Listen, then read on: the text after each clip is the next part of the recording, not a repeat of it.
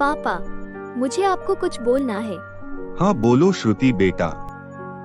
पापा, मेरी कॉलेज में एक लड़का है आकाश। मैं उसको पसंद करती हूँ और उससे शादी करना चाहती हूँ। श्रुति, तुमने क्या बोल रही हो? मैं तुम्हारी शादी रंजीत के साथ तय कर दिया है।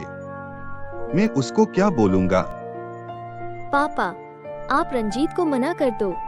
मैं आकाश से प्यार करती हूँ और उससे शादी करना चाहती हूँ। प्लीज पापा।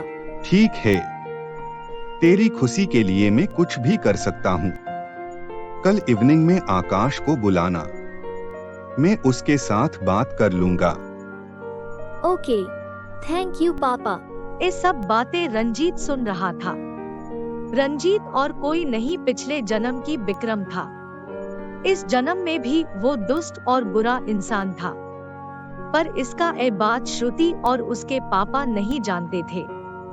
अगले दिन आकाश आने से पहले रंजीत श्रुति के घर पहुंच गया और श्रुति के पापा के ऊपर अचानक चाकू से वार किया। अंकल, आप ये अच्छा नहीं किया। आप श्रुति की शादी आकाश के साथ तय कर दिया। मैं श्रुति और आपकी प्रॉपर्टी के लिए कितने सालों से इंतजार कर रहा हूँ और अपने एक पल के लिए मेरा सपना तोड़ दिया। पिछले जन्म में भी रुचिका मुझे नहीं मिली थी और अब श्रुति। मैं ऐसा होने नहीं दूंगा। आपकी मौत के बाद मैं श्रुति से शादी करूंगा। तुम इतना बुरा इंसान हो, ये बात मुझे नहीं पता था। तुम अपनी बुरे मकसद में कभी कामयाब नहीं हो पाओगे।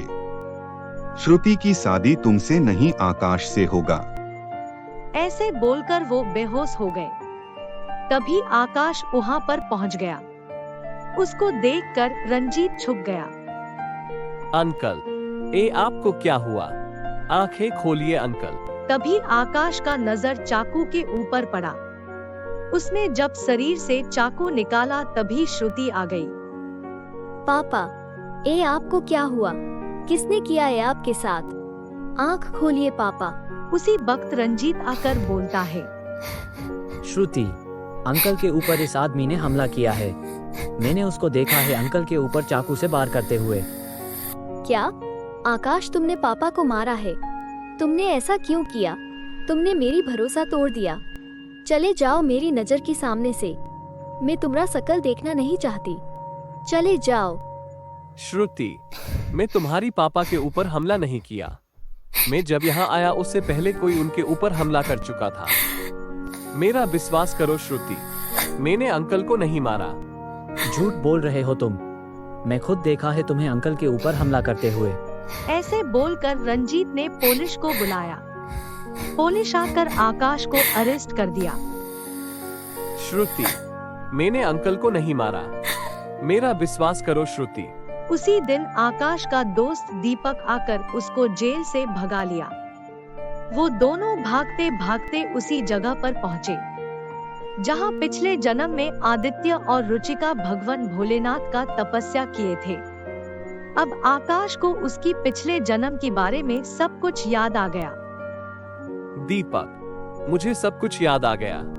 पिछले जन्म में मेरा नाम आदित्य था और श्रुति का नाम रुचिका थी। इसी जगह पर हमने एक दूसरे को पाने के लिए तपस्या किए थे और इसी जगह पर हम दोनों को विक्रम ने छल करके मार दिया था। अब मुझे सब समझ में आ गया। रंजीत ही विक्रम है। दीपक, क्या तुम मेरा एक मदद करोगे? क्या तुम श्रुति को यहाँ पर लेकर आ पाओगे? यहाँ पर आने के बाद उसको सब कुछ याद आ जाएगी। ठीक है आकाश, मैं पूरी कोशिश करूंगा श्रुति को यहाँ लेकर आने के लिए। ऐसे बोलकर दीपक वहाँ से चला गया। श्रुति, मुझे तुमको एक बात बोलनी है। दीपक, अगर तुम आकाश के बारे में मुझे कुछ बोलना चाहते हो तो तुम यहाँ से चले जाओ। उसने मेरे पापा की ये हालत कर दिया है। मैं उसको माफ कभी नहीं करूँगी, इसलिए तुम यहाँ से चले जाओ। श्रुति, आकाश ने तुम्हारे पापा के ऊपर हमला नहीं किया। तुम एक बार मेरे साथ पहाड़ी वाली शिव मंदिर चलो, तुम्हें सब याद आ जाएगा। तभी श्रुति की पापा को होश आता है।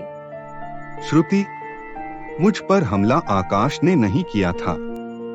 रंजीत ने तुमसे शादी करने के लिए और मेरा प्रॉपर्टी के लिए मुझे मारना चाहा। आकाश बेकसूर है। तुम दीपक के साथ आकाश के पास जाओ और उसे माफी मांगो। श्रुति दीपक के साथ पहाड़ी वाली शिव मंदिर पहुंची। उस जगह पे पहुंचकर उसको उसकी पिछले जन्म के बारे में सब याद आ गया। उसने आकाश के पास जाकर उसको माफी मांगी। आकाश ने भी उसको माफ कर दिया। उसी वक्त रंजीत श्रुति का पीछा करके वहां पर पहुंच गया। तुम दोनों को जितना खुश होना है हो जाओ, क्योंकि पिछले जन्म की तरह इस जन्म में भी मैं तुम दोनों को मार दूंगा। रंजीत, पिछले जन्म में तुम हम दोनों को धोखे से मारा था, पर अब ऐसा नहीं होगा। फिर दोनों के बीच लड़ाई शुरू हो गई। बहुत देर तक लड़ाई चलता रहा और लड़ाई में आकाश बुरी तरह घायल हो गया। ये सब देखकर श्रुति व्याकुल होकर भगवान भोलेनाथ को प्रार्थना की।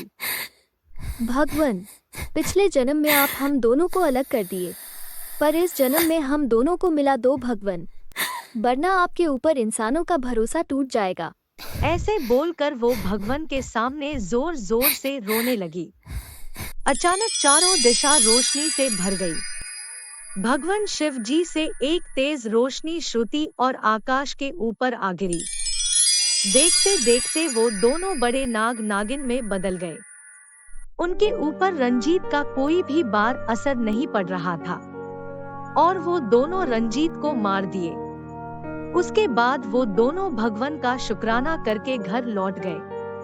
कुछ ही दिनों में उन दोनों की शादी हो गई और वो खुशी खुशी रहने लगे और उन दोनों की प्यार की जित हो गई।